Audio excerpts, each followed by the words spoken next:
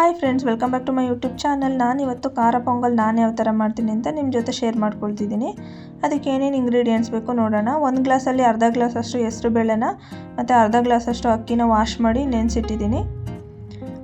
ರುಚಿಗೆ ಎಷ್ಟು ಬೇಕೋ ಅಷ್ಟು ಉಪ್ಪು, 1 ಸ್ಪೂನಷ್ಟು ಜೀರಿಗೆ ಮತ್ತು 1 ಸ್ಪೂನಷ್ಟು ಕಾಳು ಮೆಣಸು ತೊಗೊಂಡಿದ್ದೀನಿ. ಸ್ವಲ್ಪ ಅರಿಶಿನ ತೊಗೊಂಡಿದ್ದೀನಿ, ಅರ್ಧ ಸ್ಪೂನಷ್ಟು. ಗೋಡಂಬಿ ತೊಗೊಂಡಿದ್ದೀನಿ. ಗೋಡಂಬಿ ನಿಮ್ಗೆ ಆಪ್ಷನಲ್ ಇದ್ದರೆ ಹಾಕ್ಕೊಳ್ಳಿ, ಇಲ್ಲಾಂದರೆ ಸ್ಕಿಪ್ ಮಾಡ್ಬೋದು.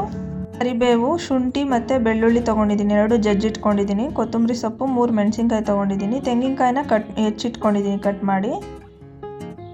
ಸ್ವಲ್ಪ ತುಪ್ಪ ತೊಗೊಂಡಿದ್ದೀನಿ. ಇವಾಗ ಯಾವ ಥರ ಮಾಡೋದು ನೋಡೋಣ. ಸ್ಟವ್ ಮೇಲೆ ಕುಕ್ಕರ್ ಇಟ್ಕೊಂಡು ಅದಕ್ಕೆ ನೆನೆಸಿಟ್ಟಿದ್ನಲ್ಲ ಹೆಸರುಬೇಳೆ ಮತ್ತು ಅಕ್ಕಿ, ಅದನ್ನು ಹಾಕ್ಕೊಳ್ತಾ ಇದ್ದೀನಿ. ಇದನ್ನು ಸುಮಾರು ಒಂದು ಅರ್ಧ ಗಂಟೆ ಅಷ್ಟು ನಾನು ನೆನೆಸಿಟ್ಕೊಂಡಿದ್ದೆ.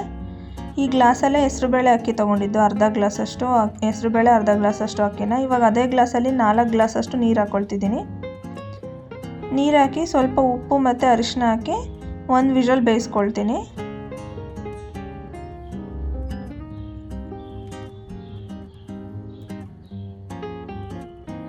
ನೋಡಿ, ಇವಾಗ 1 ವಿಷಲ್ ಬೆಂದಿದೆ. ಕುಕ್ಕರ್ ತಣ್ಣಗಾದ್ಮೇಲೆ ಓಪನ್ ಮಾಡಿ ತೋರಿಸ್ತಿದ್ದೀನಿ. ನೋಡಿ, ಚೆನ್ನಾಗಿ ಬೆಂದಿದೆ. ಇದೇ ಕನ್ಸಿಸ್ಟೆನ್ಸಿ ಇರಬೇಕು ನಿಮಗೆ.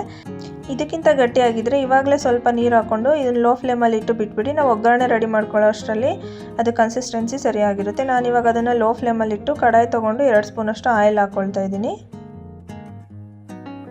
ಅದಕ್ಕೆ ಜೀರಿಗೆ ಮತ್ತು ಕಾಳು ಮೆಣಸು ಹಾಕ್ಕೊಳ್ತಿದ್ದೀನಿ.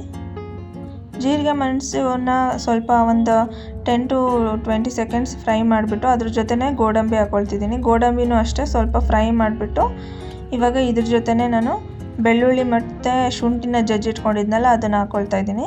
ಮತ್ತು ಹಸಿರು ಮೆಣಸಿನ್ಕಾಯಿ ಕೂಡ ಹಾಕ್ಕೊಂಡು ಚೆನ್ನಾಗಿ ಫ್ರೈ ಮಾಡ್ಕೊಳ್ಬೇಕು.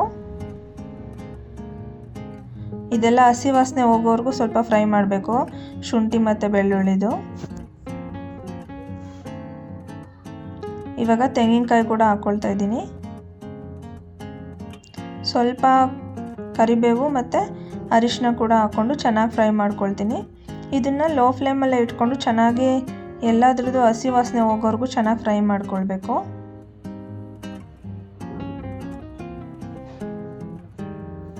ಕಾಯಿನ ಈ ಥರ ಕಾಯಿ ತುರಿದಾಕೊಳ್ಳೋದಕ್ಕಿಂತ ಈ ಥರ ಚಿಕ್ಕ ಚಿಕ್ಕದಾಗಿ ಹೆಚ್ಚಿಬಿಟ್ಟು ಪೊಂಗಲ್ಗೆ ಹಾಕಬೇಕು, ತುಂಬ ಚೆನ್ನಾಗಿರುತ್ತೆ. ನೋಡಿ, ಇವಾಗ ಇದಾಗಿದೆ. ಇದನ್ನು ನಾನು ಬೇಳೆ ಬೇಯಿಸಿಟ್ಕೊಂಡಿದ್ನಲ್ಲ ಅಕ್ಕಿನೂ ಅದಕ್ಕೆ ಹಾಕ್ಕೊಳ್ತಾ ಇದ್ದೀನಿ. ಈ ಒಗ್ಗರಣೆ ಮಾಡಿದ್ವಲ್ಲ ಅದನ್ನು ಹಾಕ್ಕೊಂಡು ಒಂದ್ಸಲ ಚೆನ್ನಾಗಿ ಮಿಕ್ಸ್ ಮಾಡ್ಕೊಳ್ಬೇಕು. ಇದು ಒಗ್ಗರಣೆ ಮಾಡಿದ್ದು ಹಾಕಿದ್ಮೇಲೆ ನಾವು ಕುದಿಸೋ ಅವಶ್ಯಕತೆ ಇಲ್ಲ, ಸ್ಟವ್ ಆಫ್ ಮಾಡ್ಕೊಳ್ಬೇಕು. ಇವಾಗ ಸ್ವಲ್ಪ ಕೊತ್ತಂಬರಿ ಸೊಪ್ಪು ಹಾಕ್ಕೊಂಡು ನಾನು ಸ್ಟವ್ ಆಫ್ ಮಾಡಿಕೊಂಡು ಇದನ್ನು ಚೆನ್ನಾಗಿ ಮಿಕ್ಸ್ ಮಾಡ್ಕೊಳ್ತಾ ಇದ್ದೀನಿ. ತುಂಬ ಬೇಗ ರೆಡಿ ಮಾಡ್ಬೋದು ಪೊಂಗಲ್ ಮಾತ್ರ, ಆದರೆ ತುಂಬ ಟೇಸ್ಟಿಯಾಗಿರುತ್ತೆ, ತುಂಬ ಚೆನ್ನಾಗಿರುತ್ತೆ. ಇದನ್ನು ಚಟ್ನಿ ಜೊತೆ ಸರ್ವ್ ಮಾಡಿಕೊಂಡ್ರೆ ತುಂಬ ಚೆನ್ನಾಗಿರುತ್ತೆ. ಇವಾಗ ಇದನ್ನೆಲ್ಲ ಚೆನ್ನಾಗಿ ಮಿಕ್ಸ್ ಮಾಡಿಕೊಂಡು 1 ಸ್ಪೂನಷ್ಟು ಲಾಸ್ಟಲ್ಲಿ ತುಪ್ಪ ಹಾಕ್ಕೊಂಡು ಮಿಕ್ಸ್ ಮಾಡ್ಕೊಳ್ತಿದ್ದೀನಿ. ತುಪ್ಪನ ನೀವು ಒಗ್ಗರಣೆಗೆ ಕೂಡ ಸೇರಿಸ್ಕೋಬೋದು, ನಾನು ಲಾಸ್ಟಲ್ಲಿ ಹಾಕ್ತಾಯಿದ್ದೀನಿ. ಈ ಕನ್ಸಿಸ್ಟೆನ್ಸಿಗೆ ಮಾಡ್ಕೊಳ್ಳಿ. ಈ ಥರ ಮಾಡಿಕೊಂಡ್ರೆ ಒಂದು 10 to 15 ಮಿನಿಟ್ಸ್ ಆದಮೇಲೆ ಕನ್ಸಿಸ್ಟೆನ್ಸಿ ಇನ್ನೂ ಸ್ವಲ್ಪ ಗಟ್ಟಿಗೆ ಬರುತ್ತೆ. ನೀವು ಆಲ್ರೆಡಿ ಗಟ್ಟಿಗೆ ಮಾಡಿಕೊಂಡ್ರೆ 10 to 15 ಮಿನಿಟ್ಸ್ ಬಿಟ್ಟು ತಿನ್ನೋದಕ್ಕೆ ಆಗೋದಿಲ್ಲ, ಆ ಥರ ಆಗಿಬಿಡುತ್ತೆ. ಅದಕ್ಕೋಸ್ಕರ ಈ ಕನ್ಸಿಸ್ಟೆನ್ಸಿಗೆ ಮಾಡ್ಕೊಳ್ಳಿ. ಇನ್ನು ಒಂದು 10 ಮಿನಿಟ್ಸ್ ಬಿಟ್ಟರೆ ಕನ್ಸಿಸ್ಟೆನ್ಸಿ ಕರೆಕ್ಟಾಗಿ ಸೆಟ್ ಆಗುತ್ತೆ. ನೋಡಿ, ಇದೇ ಥರ ನೀವು ಕೂಡ ಟ್ರೈ ಮಾಡಿ ನನಗೆ ಕಮೆಂಟ್ ಮಾಡಿ ತಿಳಿಸಿ ಯಾವ ಥರ ಬಂತು ಅಂತ. ಈ ವಿಡಿಯೋ ನಿಮಗೆಲ್ಲ ಇಷ್ಟ ಆಗಿದ್ದರೆ ಲೈಕ್ ಮಾಡಿ, ಶೇರ್ ಮಾಡಿ, ನನ್ನ ಚಾನಲ್ನ ಸಬ್ಸ್ಕ್ರೈಬ್ ಮಾಡ್ಕೊಳ್ಳಿ. ಸಬ್ಸ್ಕ್ರೈಬ್ ಮಾಡ್ಕೊಳೋದ್ರಿಂದ ಎಲ್ಲ ವೀಡಿಯೋಸ್ ನೋಟಿಫಿಕೇಷನ್ ಬರುತ್ತೆ. Thanks for watching.